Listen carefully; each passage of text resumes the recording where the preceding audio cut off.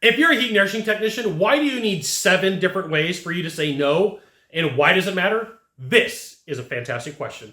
I'm Scott Silverberg, coming to you live for HVAC Technician Sales Secrets on a perfect day to talk about sales and business and a fantastic day to talk about you. All right, so one of the things that happens in sales that nobody ever talks about is how you are supposed to tell people no, right? There is a time and a place when there is a request from a client, when they go too far, when they've got scope creep, when you start giving scope creep, that you have to put your foot down and you have to say no. And so you have my permission. Hi, my name's Scott. You have my permission from here on out to tell people no. And I'm going to give you seven different ways to say no to somebody that'll really help you out. And please understand, this is going to sound like a basic lesson, or it may sound like a basic lesson, and it's not, right? You really need to have the ability to tell people, I'm not going to do that in whatever way that you do. So start with number 1. The easiest thing to do is go no. No, no, no, no. Let me say it in English. No. Let me say it in Spanish. No. Let me say it in Russian. Niet. Right? You could just go down the list, whatever way you say no.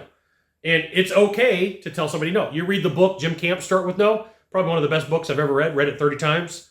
Listen to that book probably 20 or 32 as well.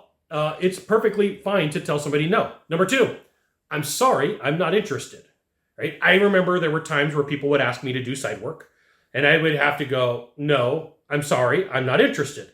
And the reason that you want to have multiple ways to say this is there's going to be a time where somebody comes at you. The other day I was on the phone and a guy asked me to do something that was in the gray area, and I had to remind him. I go, nope, I'm sorry, I'm not interested. I'm not going to do that. Right? I want to be very clear about this. I'm not going to do it. Number 3, I will not be participating in this. There's going to be a time where you're at the table, right? And shenanigans become afoot, whatever way that happens in your sales process. And you're just going to have to go, hey, I'm sorry, I will not be participating in this. I'm actually going to leave. Start packing up your stuff and get out. I can think of times where people are like, do you want to do this on the side? You know, all sorts of weirdness. You're going to know what weirdness is. Number 4, I wish I could, but I can't. Okay? I wish I could, or I wish I could. I wish I could, but I can't. It's an easy way for you to get through a bunch of problems and a bunch of issues. I wish I could, but I can't. Pretty straightforward. Now, here's the thing. If you want to be better at sales, you want to close more deals, you should join my email publication. Go to this URL right above my head, type it into a browser, drop in your name, your email address, your phone number probably. I'll give you the goods, not in the Facebook group, not in the YouTube channel. It's an email publication. You'll love it. It's good for your health, right? Number 5, that's possible, and I will not do it. That's not possible, and I will not do it. Right? You're making it very clear. I am not going to do that. Hey, can you get me a discount? That isn't possible. I'm not going to do it. Hey, you want to do some side work? That isn't possible. I'm not going to do it. Hey, you want to break the law? That isn't possible, and I'm definitely not going to do that. Okay? Your ability to answer questions in multiple different ways helps you. Number 6, this doesn't work for me.